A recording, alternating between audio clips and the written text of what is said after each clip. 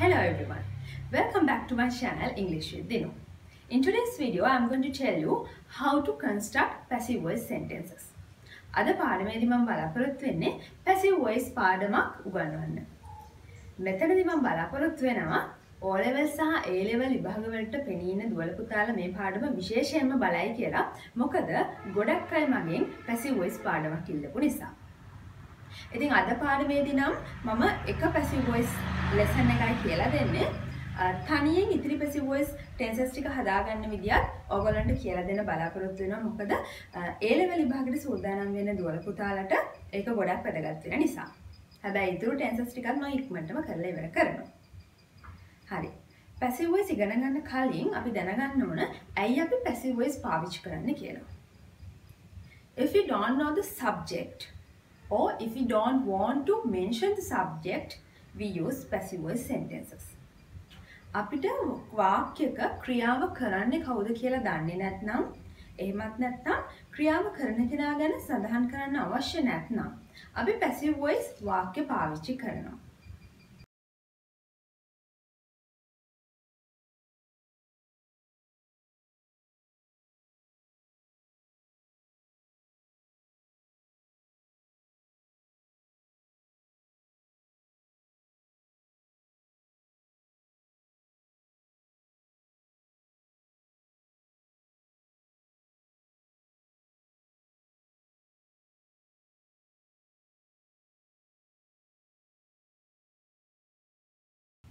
ඉස්සෙල්ලම අපි බලමු එහෙනම් simple present tense වලින් passive voice වාක්‍යයක් හදාගන්නේ කොහොමද කියලා.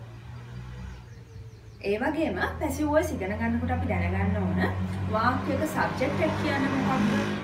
වාක්‍යයක object එක විශේෂයෙන් දැනගන්න ඕන. ඒ වගේම past participle verbs දැනගෙන ඉන්නත් ඕන passive voice ඉගෙන ගන්නවා නම්. මම හිතන්නේ අපි ක්‍රියාපද පාඩමේදී past participle verb එකක් කියන්නේ මොකක්ද කියලා ඉගෙන ගත්තේ මෙන්න මේ හේතුව නිසා. හොඳයි. එහෙනම් අපි බලමු තනියෙන් කොහොමද අපි simple present tense වලින් passive voice වාක්‍යයක් හදාගන්නේ කියලා. සමහර වාක්‍ය තියෙනවා අපිට ක්‍රියාව කරපු කෙනා සඳහන් කරන්න අවශ්‍ය නැහැ. එහෙම නැත්නම් ක්‍රියාව කරපු කෙනෙක් දන්නේ නැහැ. ඒ වගේ වෙලාවට අපි passive voice වාක්‍ය භාවිතා කරනවා කියලා මම කිව්වා. අපි උදාහරණ ටිකක් බලමු සිංහලෙන්ම. ගස් කපලා. මේ වාක්‍යයේ ක්‍රියාව කරපු කෙනා අපි දන්නේ නැහැ. Trees are cut. ඊළඟට පුටුව කැඩිලා. ක්‍රියාව කරපු කෙනෙක් නැහැ, පුටුව කැඩිලා. The chair is broken. මේ වගේ වාක්‍යයක් අපි කියන්නේ passive voice වලින්. හොඳයි. passive voice වාක්‍යයක් හදාගන්නේ කොහොමද කියලා දැනගන්න කලින් අපි ඉස්සෙල්ලා බලමු passive voice වාක්‍යයක උදාහරණයක්. මම ඉස්සෙල්ලාම active voice වාක්‍යයක් කියන්නම්.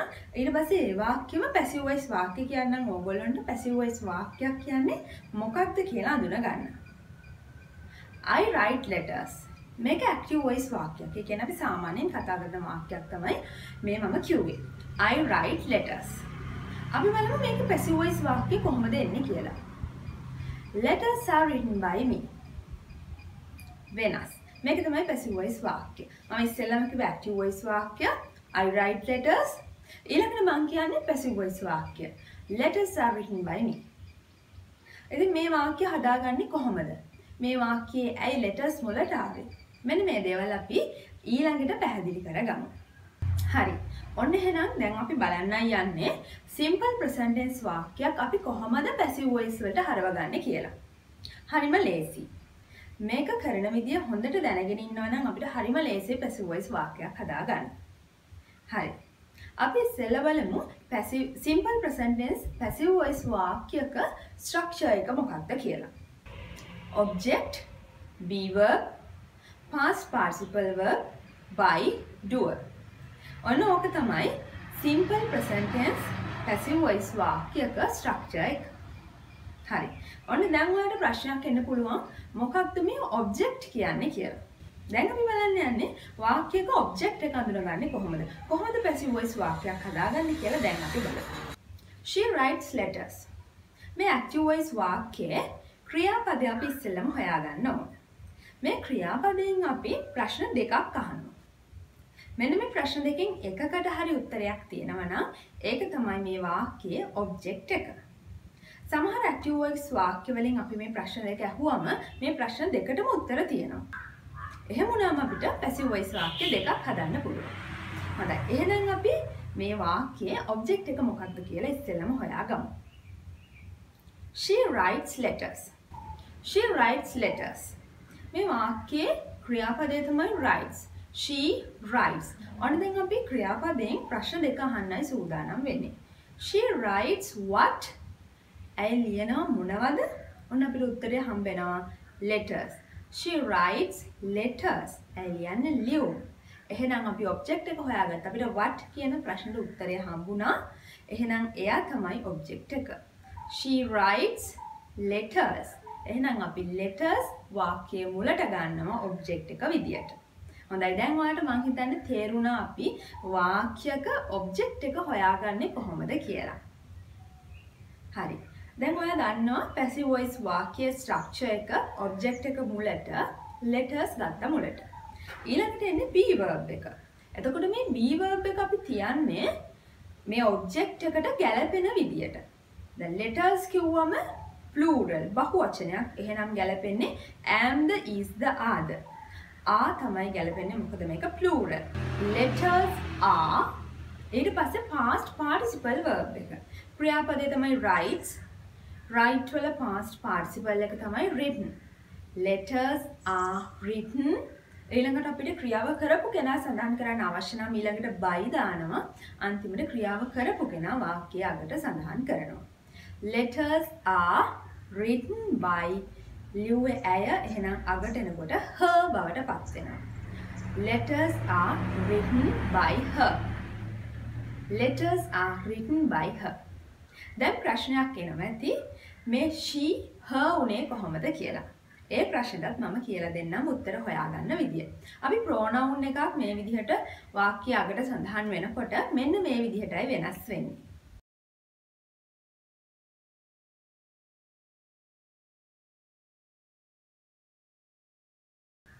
මම හිතන්නේ ඊටාම සරලව ඉගෙන ගත්ත අපි කොහොමද වාක්‍යයක් passive voice බවට හරවන්නේ කියලා. simple present tense වාක්‍යයක් අපි passive voice වලට හරවන්නේ කොහොමද කියලාද අපි ඊටාම සරලව ඊටාම ඉක්මනින් ඉගෙන ගත්තා. හොඳයි. එහෙනම් අපි තව උදාහරණ කීපයක්ම අරගෙන බලන්න ඕන කොහොමද මේ වාක්‍ය passive voice වලට හරවන්නේ කියලා. මම තව උදාහරණ කීපයක් කියලා දෙන්නම්. වාක්‍ය කිහිපයක් active voice වාක්‍ය කිහිපයක් passive voice වලට හරවන විදිය. බලන්න මේ උදාහරණය. We watch television. මේ වාක්‍යයේ අපි ආයත් ක්‍රියාපදයෙන් ප්‍රශ්න දෙක අහලා බලමු object එක හොයාගන්න. We watch අපි බලනවා මොනවද? television. එහෙනම් එයා තමයි object එක විදියට මුලට එන්නේ. television කිව්වම singular එහෙනම් ඊළඟට ගැලපෙන is. television is watch වල past participle watched. television is watched by us. වාක්‍ය අගට යනකොට us බවට පත් වෙනවා we. හොඳයි. television is watched by us. හරිම ලේසි. තව වාක්‍යයක් අරගෙන බලමු. She sings songs. She sings songs. මේ වාක්‍යෙලුත් අපි ප්‍රශ්න දෙක අහලා බලමු. She sings ගායනා කරනවා මොනවද? songs. එහෙනම් අපි ආ වාක්‍ය මොනට ගන්න? songs කිව්වම ගැලපෙන්නේ are. sing වල past participle sung. song are sung by her. හරිම ලේසි passive voice වාක්‍ය හදාගන්න අපි structure එක දැනගෙන ඉන්නවා නම් හරියට අපිට වාක්‍ය ගොඩනගා ගන්න පුළුවන්. Next example. Our father reads newspapers. මේ වාක්‍ය object එක තමයි newspapers. ඒ වාක්‍ය මුලට ගත්තා. newspapers කිව්වම are. newspapers are. read වල past participle read. newspapers are read by our father. I trust his words. මේ වාක්‍යයේ object එක තමයි his words. I trust what? මම trust කරනවා මොනවද? his words. එයාව අපි වාක්‍ය මුලට ගන්නවා. his words කිව්වම plural බහුවචනයක්. එතකොට ගැලපෙන්නේ are. his words are trust වල past participle trusted. his words are trusted by me. තව උදාහරණයක් අරගෙන බලමු. He plays football in the evening. මේ වාක්‍ය කාලයක් සඳහන් වෙනවා. හරිම ලේසි මේ වාක්‍යයක් ලියන්න. He plays football in the evening. මේ වාක්‍යයේ object එක හොයාගමු. He plays what මොනවද? football. එයා වාක්‍ය මොනට ගත්තා? football කිව්වම singular එහෙනම් is. football is play වල past participle played. football is played by him. කාලය වාක්‍යයකට එකතු කරන්න. in the evening. football is played by him in the evening. එහෙනම් passive voice වාක්‍ය තවදුරටත් ප්‍රැක්ටිස් වෙන්න මම තව වාක්‍ය ටිකක් සිංහලෙන් කියන්නම්. ඔයා මේ වාක්‍ය ටික passive voice වලට හරවලා ඉංග්‍රීසි වලින් කියන්න. මේ වාක්‍යවල ක්‍රියාත්මක කරපු කෙනා මම සඳහන් කරලා නැහැ. ගස් කපනවා. trees are cut. මල් විකුණනවා. flowers are sold. හැමදාම නාම ලේඛනයේ ලකුණු කරනවා. The register is marked every day. අපේ පන්තියේ passive voice උගන්වනවා. Passive voice is taught in our class. කැලෑ විනාශ කරනවා. Forests are destroyed. අපේ රටේ අලුත් ගොඩනැගිලි ඉදි කරනවා. New buildings are constructed in our country. හොඳයි. ඔන්න අපි උදාහරණ ගොඩාක් අරගෙන passive voice වලින් simple present tense වාක්‍ය කොහොමද හදාගන්න කියලා අද ඉගෙන ගත්තා. මම තවත් උදාහරණ කීපයක් කියන්නම්. මේ වාක්‍ය ටික හොඳට ප්‍රැක්ටිස් කරන්න තනියෙන් කියන්න මම දෙන වෙලාව ඇතුළතදී. A servant sweeps the floor in the evening. The floor is swept by a servant in the evening. I eat a packet of biscuits in the evening. A packet of biscuits is eaten by me in the evening. She reads a novel every month. A novel is read by her every month. Teacher selects the best reader every day. The best reader is selected by the teacher every day. හොඳයි. මම වාක්‍ය කිහිපයක් කිව්වා. මම හිතන්නේ ඔයාලට පුළුවන් වෙන්න ඇති පාඩම හොඳට අධ්‍යයනය කරා නම් මේ වාක්‍ය passive voice වලට හරවලා කියන්න. All right. I think the lesson is clear for you now. මම හිතනවා අද පාඩම පැහැදිලි ඇති කියලා හැමදෙනාටම. මොකද මම සරලව පැහැදිලි කළා අපි simple present tense වාක්‍ය passive voice වලට හරවගන්නේ කොහොමද කියලා.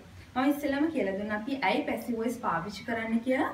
ඊළඟට මම කියලා දුන්නා simple present tense passive voice වාක්‍යක structure එක ඒ වගේම අපි object එක හොයාගන්නේ කොහොමද කියලා දුන්නා.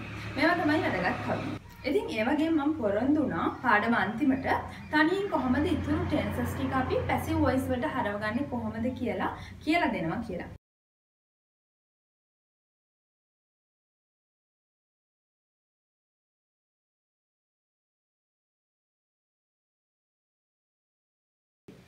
ඒ වගේම මම බලාපොරොත්තු වෙනවා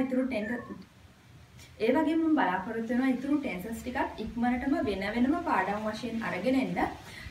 ගොඩක්ම හදිස්සියයි ඉන්නවා නම් මේ පාඩම බලලා තේරුම් ගන්න පුළුවන්. ඉතුරු ටික බලන්න මම කියලා දෙනවා කොහොමද තනියෙන් ඉතුරු tenses ටික passive voice වලට හරවගන්නේ කියලා.